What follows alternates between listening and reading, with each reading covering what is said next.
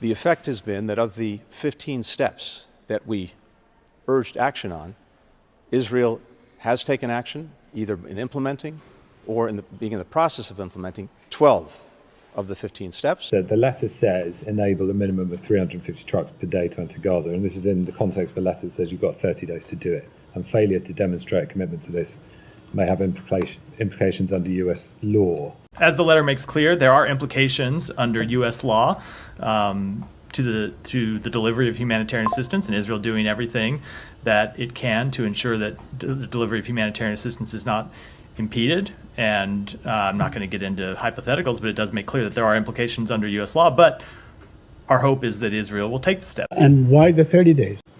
The United Nations says an average of 37 trucks a day events. As you can see, in the month of October, you can see basically on this graph, based on your own statistics, that the aid going into Gaza is virtually non-existent. This isn't the actions of Hamas. This is the actions of the Israeli government. You keep saying you're not going to speak to specific metrics, but you guys are the ones that made those specific. We didn't. We didn't give the Israelis 30 days to do all this stuff. You guys did. And now those 30 days are up. And as you've heard from everyone so far, and these aid groups that came out last night, they haven't met them. And all of a sudden you say that the metrics that you put out don't match. So in principle, you can declare that agreement to be null and void if it does not fit into your...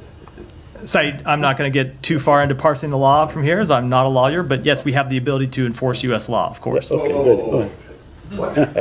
What? You really think that you have the ability to declare the null and void, the MOU that was signed? I did not say null and void. We have the ability No, that's what he said, and you said, I'm not going to get into it. So I don't think you do. I think you're walking a fine line here. People comply with the Foreign Assistance Act you need to rule in or rule it requirements. Out. Because if you... No. So it could this be goes back. somewhere in the middle. This goes back to the conversation that you and I had at the beginning of this, which yeah, I know. But you just left the door open to you saying that you could declare, that the administration could declare the MOU that was signed took effect in 2019 and is valid until 2028 could be declared null and void. I very much did not. I don't think that's correct, but that's what you implied. That is not at all what I implied or said. Yeah, we have obligations under our own laws to ensure that countries that are the recipients of U.S. military assistance don't block the delivery of humanitarian assistance, don't impede the delivery of humanitarian assistance. I'm not sure I understand what your obligations are under the law, and it sounds like you might not either. I do fully understand. Let me be very clear about both the intent and the effect of the letter that Secretary Austin and I sent a month ago to our Israeli counterparts. The intent was to inject a sense of urgency with Israel to take necessary steps to address the dire humanitarian situation of children, women, and men in Gaza. The effect has been that of the 15 steps that we urged action on, Israel has taken action, either in implementing or being in the process of implementing 12 of the 15 steps. As of today, the situation has not significantly turned around. Stipulated recommendations in the letter, those have not been met at this point. So that's a fail. We're not at the end of the period yet. What we ultimately judge on, which is the results on the ground, the results are not good enough today. Right. So that's a fail. They certainly do not have a passing grade. They have failed. I said they have failed to implement all of the things that we recommend in that letter. We want to see, along with the humanitarian assistance that's getting in, commercial trucks getting in with commercial goods. This is vital because so many of the things that the commercial truckers bring in, including things like fruits and vegetables, are absolutely essential to the balanced nutrition for people in Gaza. That in turn is critical to making sure they have the immunities they need to fight off disease. And that's not something normally the humanitarians do. This comes in through commercial means. The challenge there, in terms of restoring commercial trucking, has been a huge problem of lawlessness and looting. If Israel controls everything for like fighting, why they don't control this gang? Like why they let, if they are like really care about human being and humanitarian assistant, why they control that? It's a question for the government of Israel. You should direct to them. We want to see an increase in the an improvement in the security situation, but when that is straight up a question for the government of Israel. Armed gangs profiteering increasing due to conditions set by Israel. Right now, there are 900 trucks that are inside of Gaza at Kerem Shalom, but backed up, they can't be distributed because of this looting and because of the criminality. Why they don't control this gang? Israel has responsibilities to do that. An agreement on a hostage and ceasefire deal. Hamas, tragically, has demonstrated that it's not going to engage on that, despite the renewed efforts we've made in recent weeks.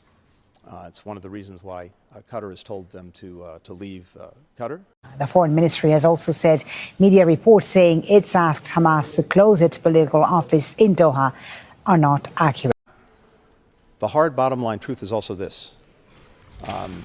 Even with all of these steps, the situation is so difficult and so dramatic that to fully redress it, to fully answer the needs of people, the best way to do that is to end the war. And from my perspective, what we've seen is this. Israel, by the standards it set itself, has accomplished the goals that it set for itself, the strategic goals it set for itself. It was rightly determined to make sure, to the best of its ability, that October 7th could never happen again. And to do that, it said that it needed to dismantle the military organization of Hamas and to get the leadership that was responsible for October 7th. It's done both. In a statement, the Qatari Foreign Ministry denied media reports it's withdrawing from the process, but said Qatar will resume efforts when the parties show their willingness and seriousness to end the brutal war and the ongoing suffering of civilians. The ministry said Qatar will not be blackmailed and that ongoing negotiations can't be used as an excuse to continue the war on Gaza. The responsibility that Israel has in terms of making sure that assistance to the best of its ability can get to people who need it is an ongoing responsibility. Israel has to meet these responsibilities, and we will be tracking this every single day. I would note, though, as well, that it's extraordinary to me that as from almost day one, there is no focus on Hamas and almost deafening silence around the world on Hamas. Not only has it rejected engaging on the hostage ceasefire proposals, not only has it rejected even smaller proposals that would have cost it nothing to release a small number of hostages and actually have Palestinian prisoners released from Israeli jails in return. Not only that, but a couple of weeks ago, Israel said, we will guarantee safe passage for every Hamas militant out of Gaza, just give us the hostages back. And they refused. Is anyone talking about that?